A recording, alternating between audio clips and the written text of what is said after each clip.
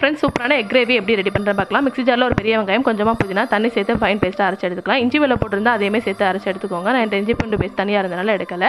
கடாயில் எண்ணெய் வச்சுட்டு நம்ம அரைச்சி வச்சு இந்த பேஸ்ட்டையும் சேர்த்துட்டு 2 ஸ்பூன் அளவுக்கு இஞ்சி பூண்டு சேர்த்து பச்சை வாசனை போகிற அளவுக்கு வதக்கி விட்டுட்டு ஒரு தக்காளி எடுத்திருக்கேன். அதை சேர்த்து மசாலா வந்து 1 ஸ்பூன் அளவுக்கு சில்லி பவுடர், மல்லி பவுடர், கரம் மசாலா, தேவையான அளவு உப்பு சேர்த்து நல்லா வந்து மிக்ஸ் பண்ணிவிட்டு தக்காளி நல்லா குழஞ்சி வதங்கி வரோம்.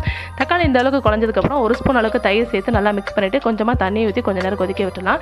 பாயில் பண்ணி வச்சிருந்த எக்கை 2ஆக கட் பண்ணிவிட்டு இது லைட்டாக வந்து ஃப்ரை பண்ணி எடுத்துடலாம். மிளகாத்தூள், மஞ்சள் தூள், உப்பு போட்டு இந்த மாதிரி ஃப்ரை பண்ணிவிட்டு நல்லா கிரேவி கொதிச்சு வர டயத்தில் இதோட சேர்த்து மிக்ஸ் பண்ணி ஒரு 5 மினிட்ஸ் வச்சிருந்து இறக்குனா சூப்பரான எக் கறி வந்து ரெடி ஆயிடும். இன்னைக்கு வந்து தேங்காய் பால் சாதம் தான் வந்து ரெடி பண்ணி அதுக்கு ஒரு குக்கரில் வந்து எண்ணெய் சேர்த்துட்டு ஒரு பிரியாணி இலை, சோம்பு, ஒரு பெரிய வெங்காயம், 2 பச்சை மிளகாய், இஞ்சி பூண்டு பேஸ்ட் சேர்த்து நல்லா வதக்கிட்டு ஒரு ஹாஃப் தக்காளி, கொஞ்சமாக வந்து மல்லிச்செடி, புதினா இருந்தால் அதையும் சேர்த்துக்கலாம். நாளைக்கு வந்து பொன்னி அரிசி தான் வந்து எடுத்திருந்தேன். அதையும் சேர்த்து நல்லா மிக்ஸ் பண்ணி விட்டுட்டு 3 டம்ளர் அளவுக்கு வந்து தேங்காய் பால் வந்து சேர்த்துட்டு நல்லா மிக்ஸ் பண்ணிட்டு தேவையான அளவு உப்பு சேர்த்து ஒரு 3 விசில் வச்சுட்டேன்னா சூப்பரான வந்து தேங்காய் பால் சாதம் 2க்கும் காம்போ அவ்வளோ நல்லா இருந்தது. கண்டிப்பாக ட்ரை பண்ணி பாருங்கள். நாளைக்கு பார்க்கலாம்.